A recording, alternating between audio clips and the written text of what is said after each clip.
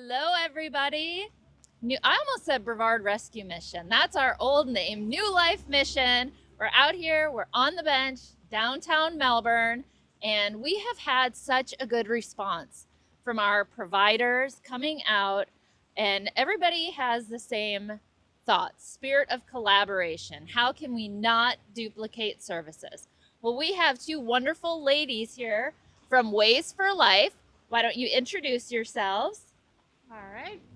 I'm Pam Bress, and I'm the executive director of Ways for Life, which stands for Wrap Around Youth Services. And we work with youth that were experiencing homelessness and youth who are aging out of foster care. We're a drop in center in Melbourne, Florida. Hi, my name is Victoria Taylor. I am the housing director for Ways for Life. And we, as Pam said, we work to wrap around the youth age 15 to 24. And we're here today with Amy, trying to figure out how we can keep this going and working to help get youth off the streets and get them some services. Perfect. All right, guys. Now for the hard questions. Well, let's start with an easier one. What are you seeing in the community? Pam, how long have you been out and about in nonprofit work?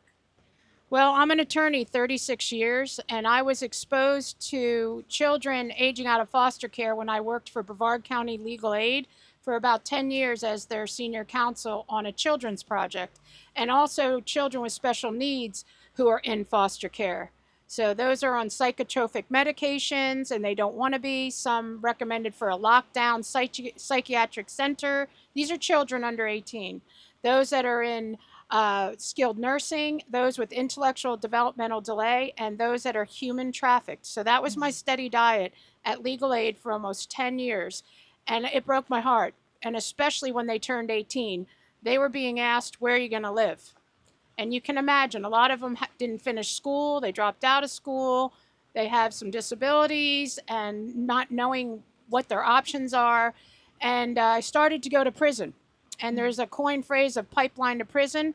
Yes, foster care involvement and unaccompanied youth who should be in foster care but aren't, or were in and out. It is a fact that it is a pipeline to prison.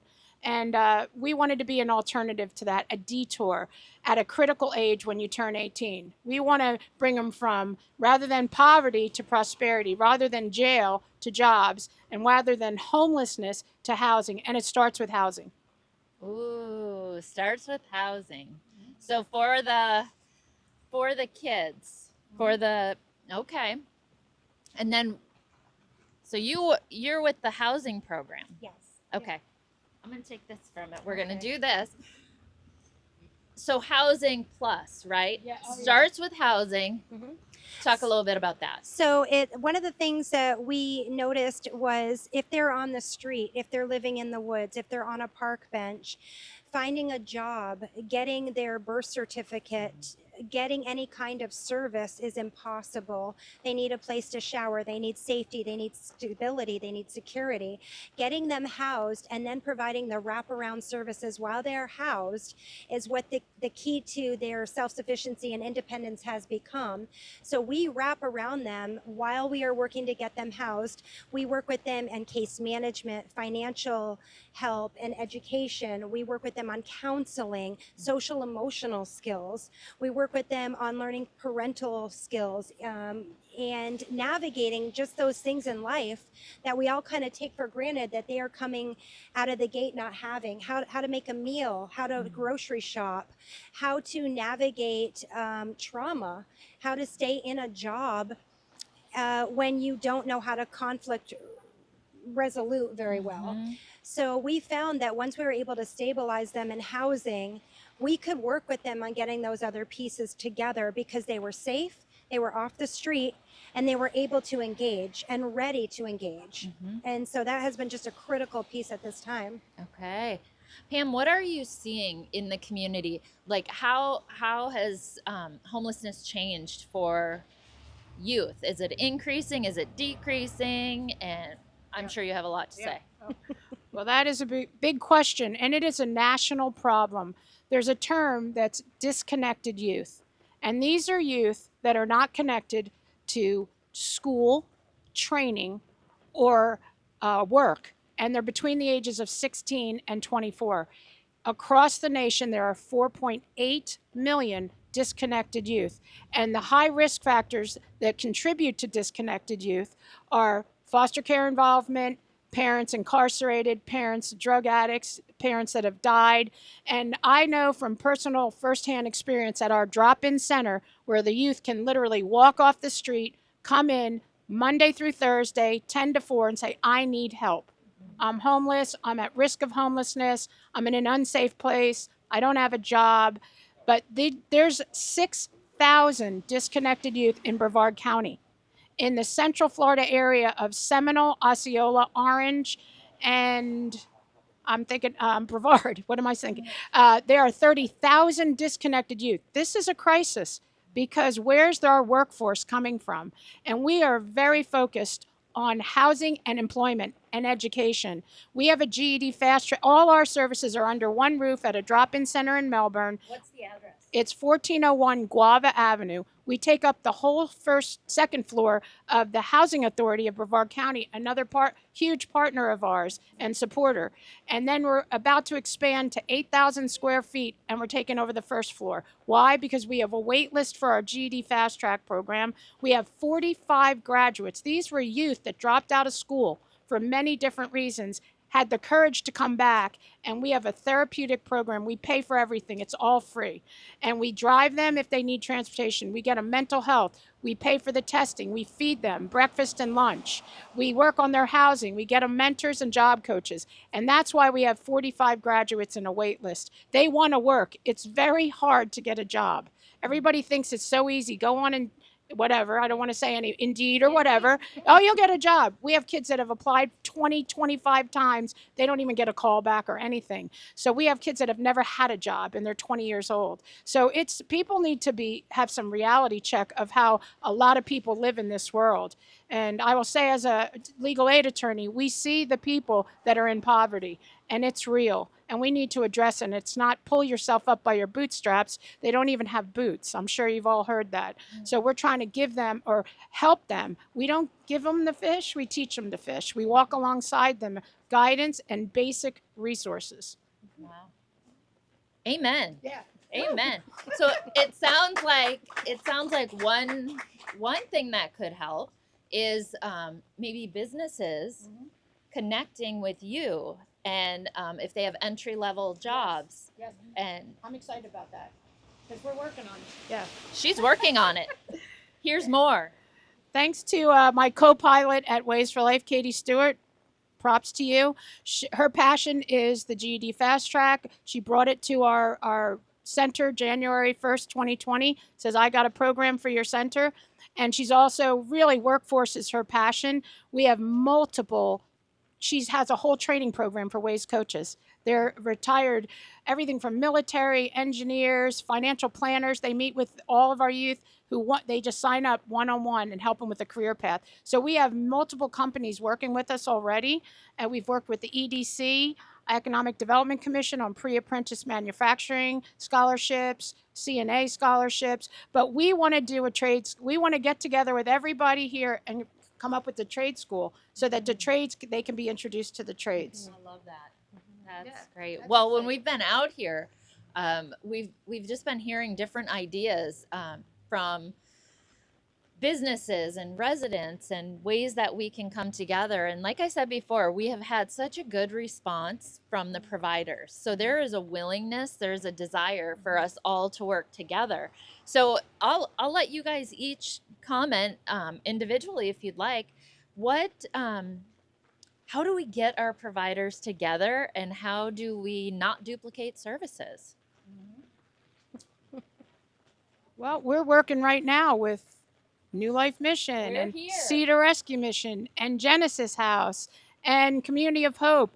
If somebody has housing and we needed housing, somebody needs a GED, we have a GED Fast Track, somebody needs mental health. We're all working together. We're Wings of Grace Ministry just got a CO on 24 one-bedroom apartments that are opening up this week. And they heard about the housing crisis and the need for housing for youth who aged out of foster care, and they stepped up.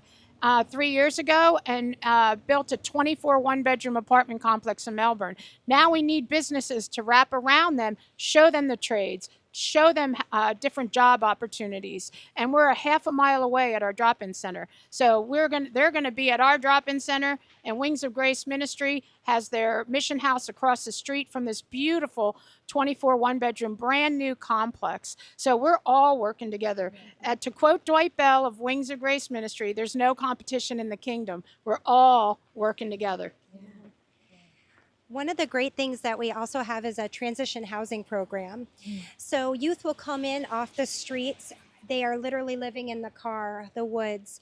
They aren't able to get a housing voucher just yet. They require a tremendous amount of service. But again, it comes back to, I can't get a job, I can't go to school, I don't have a place. So our transitional housing program, we have a men's house that we've just partnered with Nana's House. And so we have a house over there, and we're working with them. It's pretty fantastic. They work with children who are in foster care. When they age out of foster care, they come right over across the street to us. Fantastic opportunity for everybody to work together on the same task.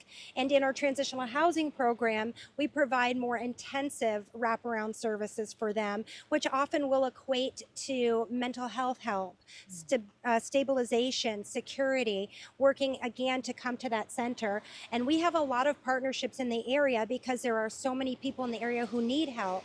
And so that replication of service isn't so much we're all doing the same thing, it's we are all serving the same populations. And they all require such high level needs. There's just not enough organizational power to commit to everybody. And that's where that partnership comes in, Amy. That's where we all lock hands and we say, you know what?